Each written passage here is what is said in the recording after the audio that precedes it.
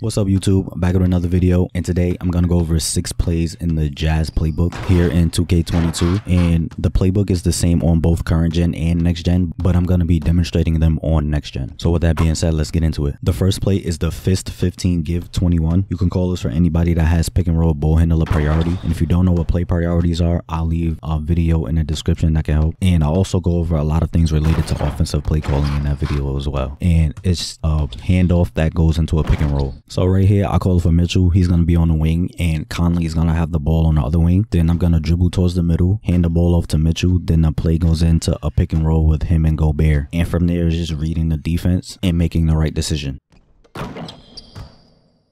So this play is pretty good, and you can get a good amount of lobs or just dunks with your big man because he rolls really fast on this play. And when you come off that screen, you can drive and try to attack the rim, but it might be better to look for the 3, because if you drive, the opposing center can kind of be able to contain the drive and watch the roll at the same time. But if you stop at the 3, he has to make a decision on whether to come out to the 3 or guard the roll, because the guard most of the time is going to be out of the play once he gets hit by the screen. So it's up to the big man. So it's just a matter of seeing what he does to determine what you're gonna do. And it can also be good against people that off ball, because a lot of times they just off ball on the center and try to get rebounds and block shots, but a lot of times they don't really play the pick and roll well, and they almost never help on the 3 on the pick and roll. They just try to play in paint. So if they do that, you can just light them up from 3. The next play is the Fist 7-2 Horns double. You can call this for anybody that has pick and roll ball handler priority, and it's a double ball screen play. So right here, I call it for Mitchell. He's gonna start with the ball at the top. Then I'm gonna dribble over to the wing. Then I'm gonna go back middle, get a screen from Conley and Gobert. Gobert's gonna roll, Conley's gonna fade, and from there it's just reading the defense and making the right decision. So this play is pretty simple, but it's still really effective. These double ball screen plays are usually pretty good, and this play is really good, especially for someone like Donovan Mitchell, because he could finish, he could shoot the 3, he has really good dribble animations. So if you're good with the dribble moves, you can do a lot of damage with this play. And on top of that, you have a lot of space to work with. Both wings and the top of the key is open, and just like the last play, when you come off those screens, you can attack the basket if you got the lane, but if you go out to the 3-point line, you can get a good amount of 3s and force the opposing center to have to make a decision on whether to guard the 3 or guard the roll, because the guard most of the time is going to be out of the play, so it's going to be up to the center. And you can also force a lot of switches and get a guard on your center, so from there you could just back out and call a post up. The next play is the quick 13 double fist. You can call this for anybody with 3-point priority, and it's designed to get you a 3 on the wing. So right here, I'll call it for Mitchell. He's going to start in the corner, and Conley's going to have the ball on the wing. Then Gobert is going to come up and set a screen, and as that happens, Mitchell gets a screen from Bogdanovich, and O'Neal comes out to the wing and gets open for a 3.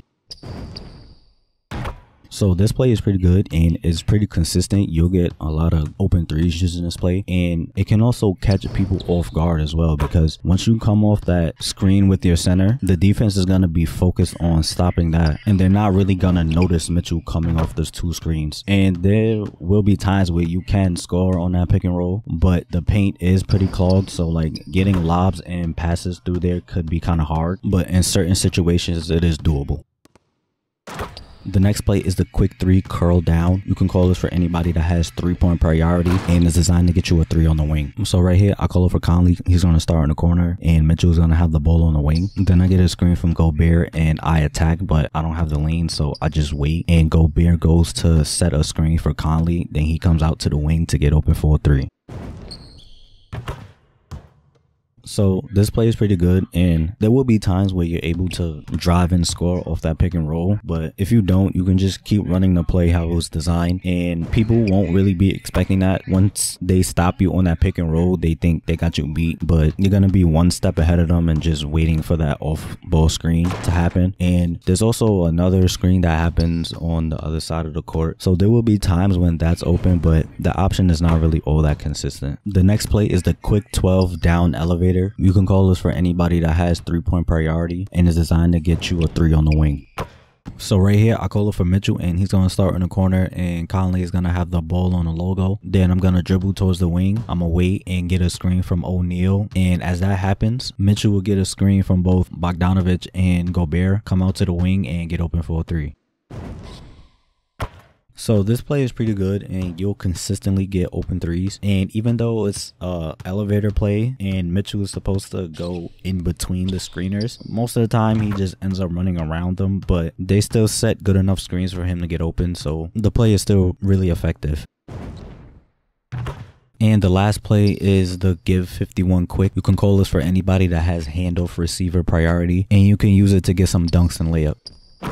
So right here, I call it for Mitchell, and he's going to start in the corner, and Conley is going to have the ball on the wing. Then I pass it off to Gobert, and Conley goes to set a screen for Mitchell. And if you're open for that 3, then you could pass him the ball. But I just hold the ball, and Mitchell runs around Gobert, gets the open lane, and I throw him a lob. So this play is pretty good, but it works better when you have a shooting center. And I remember a play similar to this from last year in the Bulls playbook, and it worked really well for them because Zach LaVine was athletic, he could dunk, catch lobs and all that, but Vucevic was a shooter, so the defense actually had to guard him, whereas Gobert, he's not a shooter, so they can just sag off and pretty much the play is dead at that point. So having a shooting center makes this play a lot better. And I normally don't really like plays like this too much where I'm just standing idle for long periods of time, but it can be useful, and you can really test people's patience with this, because when you have the ball with your center on that spot of the court, they expect you to pass it to a guard or a ball handler, so they might just start playing lanes, and when they see Mitchell come off that first screen, they might think that's the play, so they might try to jump in the lane and completely whiff and end up giving up a dunk. And even though you're just supposed to stand there, you can like dribble around or move around a little bit and like try to get in the defender's way when Mitchell is running around you to give him like an easier lane to the basket. Just make sure you hold the left trigger and protect the ball, because people will reach on you and you could get it stolen. And also you can like flick up on the right stick and like turn your back to them so that it'll be a little harder for them to steal the ball, and they actually get like stuck more when you do it like that too. So that's pretty much it for the plays. This playbook is pretty good. You got some good pick and roll plays as well as double screen plays to get some open 3s, and it's really good for someone like Mitchell who can basically do it all on offense. He can finish, shoot, handle the ball, and these plays can also work pretty well on my team too. So that's pretty much it for the video. I hope this helped you. Thanks for watching, and stay tuned for more content.